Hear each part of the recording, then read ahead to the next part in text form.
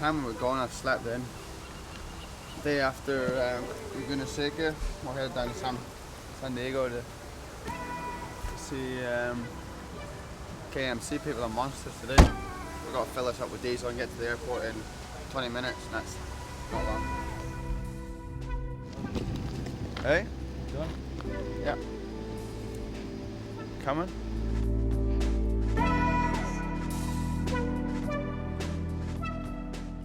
Here in Paradise Point. Play pigeon shooting today. Nah, we're off jet skiing. Biggest dilemma of the day is whether I run my jawbreakers or my slivers. It's Paradise Point, and quite excited. A couple of days after the race, sort of everyone's chilled, staying in a nice resort. It's really cool. BL's keeping everybody in check. Oscar's eating everybody. He's under control. Oscar's like eating everybody's leftovers. It's kind of funny. You finish your nachos and he doesn't want to eat, just put them in front and watch him.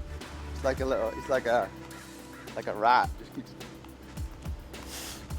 He needs all the energy he can get for his race. Mate, look at them. Mate, I'm probably running about a kilo heavier over here. Oh, yeah. Portion sizes are massive. And I don't have that willpower to stop eating.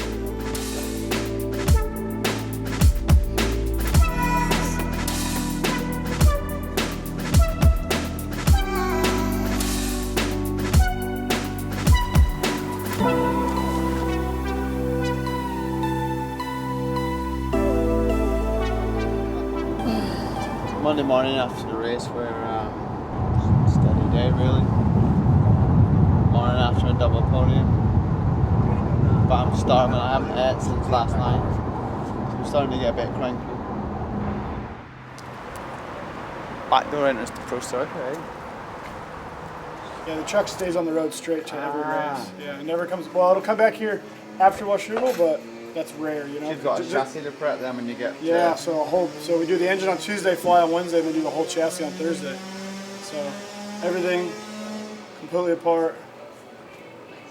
I didn't see it. Hi, how are you? How you doing? Nice to meet you. Run production frame, production swing arm, production cases, production head. But then you can do anything inside of it, you know, from then on. I like that exhauster, look at that. Probably exhaust that off.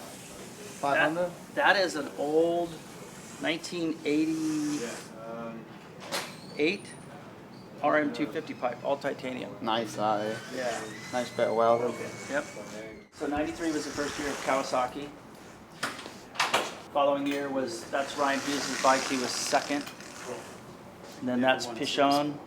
So then from then on it's all four-stroke, you know, and they were similar, I think until 2006 or 7, and they revamped the cases and a couple things for better durability, and they were really good. And I think 2007 on they were pretty damn reliable. They've been pretty good. It's awesome, man. This is like, I kind of dreamed of my bike being there. It's like my dream, but I've gone the other way. Hopefully I'll have a bike with a number 1 plate on someday.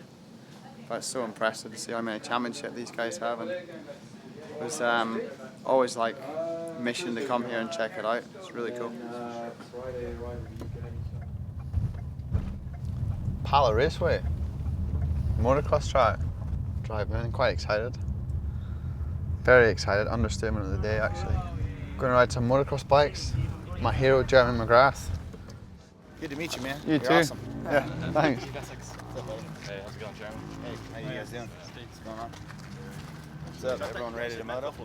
No. Man, Matt. First time I watched you a lot on TV. Yeah? Oh, cool. Awesome. Yeah, me too. I grew up watching you Supercross.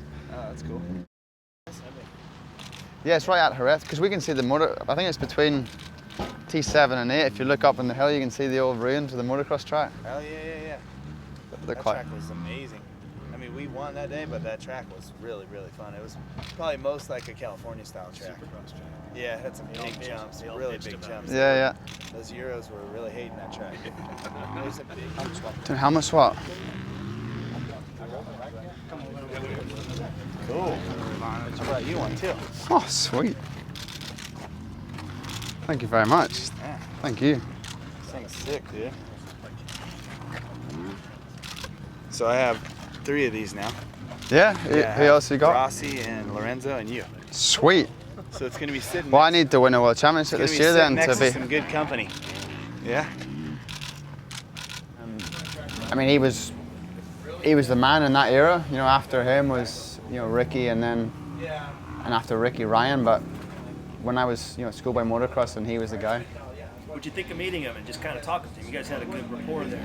Yeah, I think from when you're right at the top of your game in any sport, you kind of have mutual respect for everybody. Right.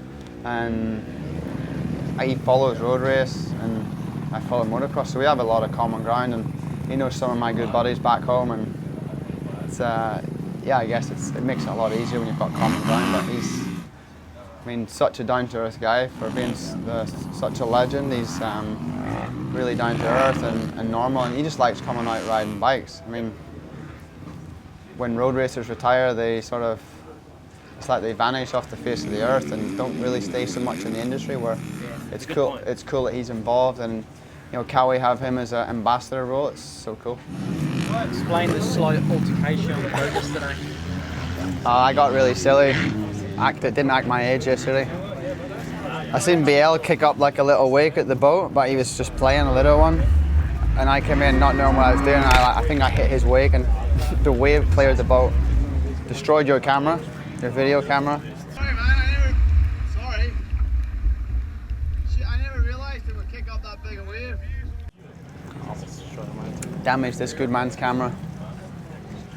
So I don't feel very proud of myself, to be honest.